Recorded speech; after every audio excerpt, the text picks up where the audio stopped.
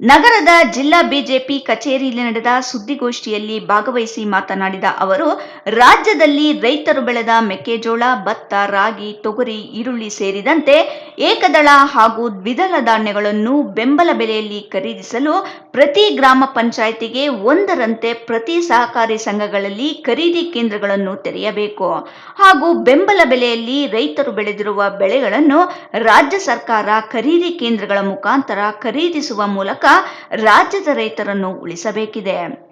ಹೈನುಗಾರಿಕೆಯಿಂದಲೇ ಜೀವನ ನಡೆಸುತ್ತಿರುವ ಕರ್ನಾಟಕ ರಾಜ್ಯದ 24 ಲಕ್ಷ ಹಾಲು ಉತ್ಪಾದಕ ರೈತ ಕುಟುಂಬಗಳು ಪಶು ಆಹಾರ ಬೆಲೆ ಹೆಚ್ಚಳದಿಂದ ಸಂಕಷ್ಟಕ್ಕೊಳಗಾಗಿವೆ.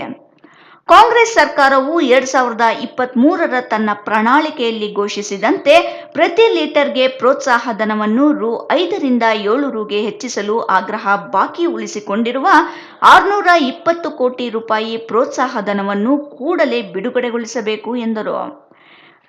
ಶಾಸಕ ಧೀರಜ್ ಮುನ್ರಾಜು ಮಾತನಾಡಿ, ರಾಜ್ಯದಲ್ಲಿ ತೆಂಗು, ಅಡಿಕೆ, ದಾಳಿಂಬೆ, ದ್ರಾಕ್ಷಿ, ಬಾಳೆ ಇನ್ನಿತರ ತೋಟಗಾರಿಕಾ ಬೆಳೆಗಳಿಗೆ ತಗುಲಿರುವ ಗರಿ ರೋಗ, ಕಾಂಡ ಕೊರೆತ ರೋಗ, ಕಪ್ಪು ತಲೆ ಹುಳು ರೋಗ, ಅಣಬೆ ರೋಗಗಳಿಂದಾಗಿ ಸಂಪೂರ್ಣ ನಷ್ಟಕ್ಕೆ ಒಳಗಾಗಿರುವ ಪ್ರತಿ ಗಿಡ ಮರಗಳಿಗೆ ಕನಿಷ್ಠ ಪರಿಹಾರ ನೀಡಲು ಸರ್ಕಾರ ಮುಂದಾಗಬೇಕು. ರಾಜ್ಯದಲ್ಲಿ ಬಿಜೆಪಿ ಸರ್ಕಾರದ ಅವಧಿಯಲ್ಲಿ ಪ್ರಧಾನಮಂತ್ರಿ ಕಿಸಾನ್ ಸಮ್ಮಾನ್ ಯೋಜನೆಗೆ ರಾಜ್ಯದ ಬೊಕ್ಕಸದಿಂದ ರೈತರಿಗೆ ನೀಡುತ್ತಿದ್ದ ವರ್ಷಕ್ಕೆ 4,000 ರೂಪಾಯಿಗಳನ್ನು ರಾಜ್ಯ ಕಾಂಗ್ರೆಸ್ ಸರ್ಕಾರ ನಿಲ್ಲಿಸಿರುವುದನ್ನು ರೈತ ಸಮುದಾಯದ ಪರವಾಗಿ ಖಂಡಿಸುತ್ತೇವೆ ಹಾಗೂ ರೈತರಿಗೆ ಸಹಕಾರಿಯಾಗಿರುವ ಪ್ರಧಾನಮಂತ್ರಿ ಕಿಸಾನ್ ಸಮ್ಮಾನ್ ಯೋಜನೆಗೆ ರಾಜ್ಯ ಸರ್ಕಾರದ ಬೊಕ್ಕಸದಿಂದ ಪ್ರತಿ ವರ್ಷಕ್ಕೆ 4,000 ರೂಗಳನ್ನು ನೀಡಬೇಕು ಎಂದರು. ಅಲ್ಲದೆ ಬಿಎಸ್ ಯಡಿಯೂರಪ್ಪನವರ ಅವಧಿಯಲ್ಲಿ 25,000 ಶುಲ್ಕಕ್ಕೆ ರೈತರಿಗೆ ನೀಡುತ್ತಿದ್ದ ವಿದ್ಯುತ್ ಟ್ರಾನ್ಸ್ಫಾರ್ಮರ್ ಹಾಗೂ ವಿದ್ಯುತ್ ಸಂಪರ್ಕ ಯೋಜನೆಯನ್ನು ರಾಜ್ಯ ಕಾಂಗ್ರೆಸ್ ಸರ್ಕಾರ ನಿಲ್ಲಿಸಿದ್ದು ಪುನಃ ಪ್ರಾರಂಭಿಸಬೇಕು. ರಾಜ್ಯದ ಎಲ್ಲಾ ಸಮಸ್ಯೆಗೂ ಕೇಂದ್ರ ಸರ್ಕಾರದ ಕಡೆ ಬೆಟ್ಟು ತೋರಿಸುವುದು ಮತ್ತು ಪರಿಹಾರಕ್ಕಾಗಿ ಅವರ ಕಡೆ ಮುಖ ನೋಡುವುದಷ್ಟೇ ಸಿದ್ದರಾಮಯ್ಯನವರ ನೇತೃತ್ವದ ಕಾಂಗ್ರೆಸ್ ಸರ್ಕಾರ ಸೀಮಿತವಾಗಿದೆ.